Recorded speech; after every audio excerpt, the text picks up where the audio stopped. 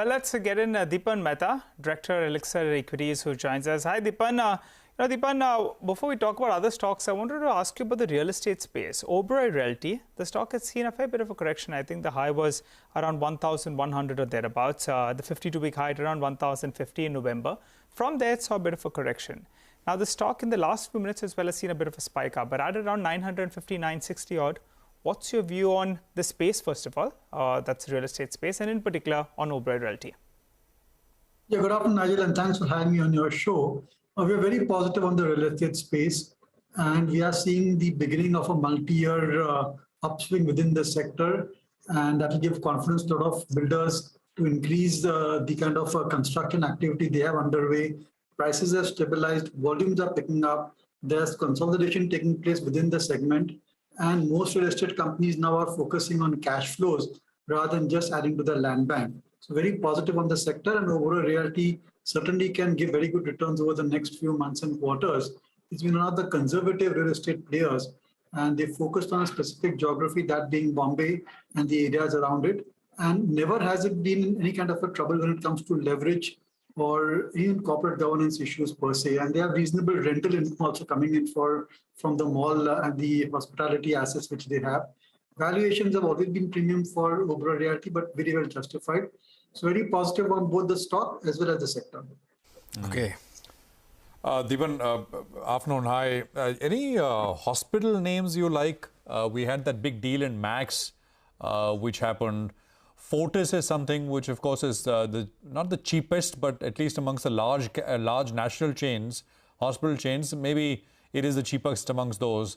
And then there are others. I mean, there is KIMS, there is Kovai Medical down south. Anything you like there? Good afternoon, Prashant. And you mentioned about KIMS, Krishna Medical. I think that's an interesting company over there. Extremely well-managed company, very high efficiency ratios, and decent amount of brownfield expansion also gradually going on stream. And they've been having amongst the industry-leading operating profit margins as well, and dominant position within the area or the geography they are present in. So I'm very positive on that stock per se. It trades at a discount to some of the larger hospital chains as well. And going forward, I think as and when we see greater and greater occupancy levels or utilization levels going up, you will see operating leverage also come into play over there. So very positive on that particular stock. But the sector as a whole also is picking up very well. Of course, Apollo Hospital was a bit of a disappointment. But then I think we need to give them some more time for the new digital initiatives to start contributing meaningfully. But that apart, I think broadly, all of the companies are done pretty well. And if you are present or owe it, many of the companies, they are in good position. But specifically, I think at this point of time, we feel that Krishna Institute of Medical Sciences, KIMS, is perhaps best placed to provide some amount of outperformance within the sector as well. Okay, Deepan, afternoon, the couple of stocks which are playing a bit of a catch-up are these PSU banks right after SBI, Canara, PNB and Bank of Baroda, the three big ones. Any views here? Good afternoon. I know that investing in PSU banks has been propagated by many, I would say, investors, FIs as well, and domestic investors. But I'm not a great fan of PSU banks. I think these are not great banks. These are not outstanding businesses also. And they will keep on losing ground to the private sector banks. I know they are cheap, and that may be one of the reasons to buy. But I've realized one thing, that just buying a stock because it is cheap never gives the best results or the returns. So while you have the top 4 or 5 private sector banks gaining market share, growing at 20% thereabout on a top line, bottom line basis, then I don't think there's a need to dabble into some of the PSU, the second run PSU stocks per se. If you still want to buy a cheap bank with a PSU tag, then I think SBI fits the bill perfectly well, and you can look at that bank. Okay, all right. Deepan, I want to ask you about a couple of these insurance stocks. Everyone's talking about the good recovery that the market has seen. HDFC Life is a far cry away from its 52-week high.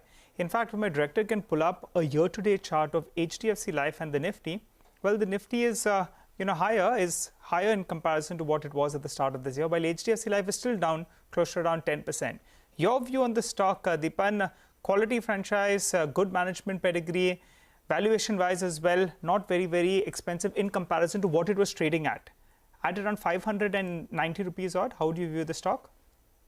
Very positive, Nigel. I think just give it some more time, and if the Nifty crosses past its all lifetime highs, then HDFC Life will not be much far behind. It has best-in-class earnings growth, and particularly impressed with the kind of innovative products they keep launching.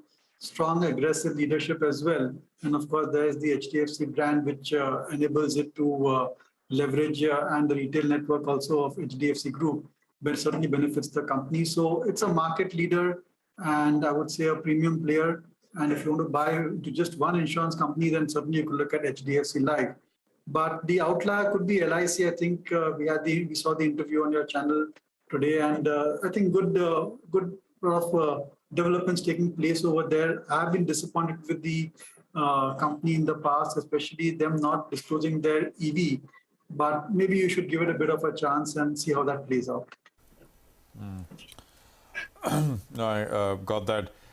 In terms of hotel names, Deepan, anything you like now after the moves we've seen? And specifically, do you have a view on Taj GVK? I mean, we discussed Lemon Tree, Indian Hotels quite a bit. Taj GVK, any thoughts?